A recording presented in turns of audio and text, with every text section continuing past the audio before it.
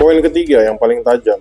Dalam mens rea, Panji sempat senggol-senggol tentang Irjen Pol Teddy Minahasa.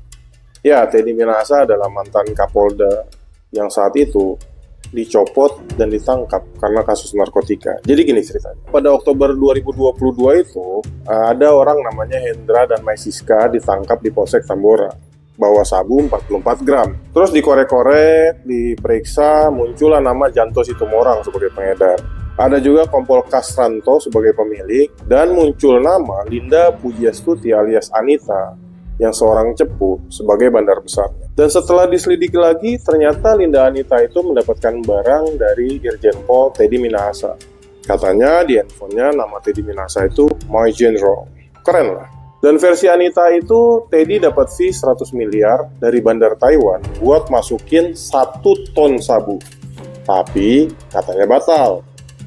Terus sesuai dengan pengembangan, Teddy itu pernah nyita sabu pada Mei 2022 sebanyak 41,4 kg, di mana 5 kg-nya ditukar sama tawas, dan 1,7 kg-nya dijual ke Jakarta. Pertanyaan saya, apakah mungkin seorang jenderal bintang 2 melakukan itu?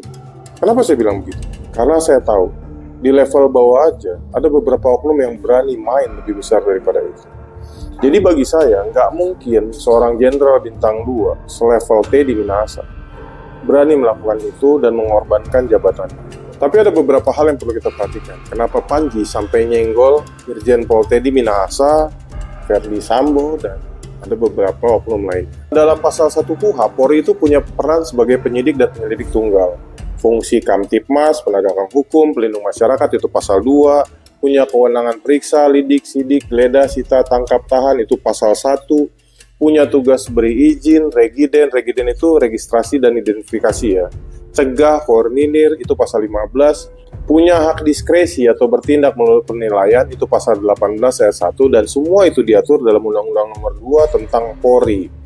Dan seorang anggota Polri diizinkan untuk rangkap jabatan di pos Kemenko Polkam, ESDM, Kemenkum, IMIPAS, Kementerian Kehutanan, KKP, Kementerian Perhubungan, P2MI, ATR BPN, Lemhanas, OJK, PPATK, BNN, BNPT, BIN, BSSN, dan KPK. Itu diatur dalam pasal 3 Peraturan Polri nomor 10 tahun 2025 yang keluar tanggal 10 Desember kemarin.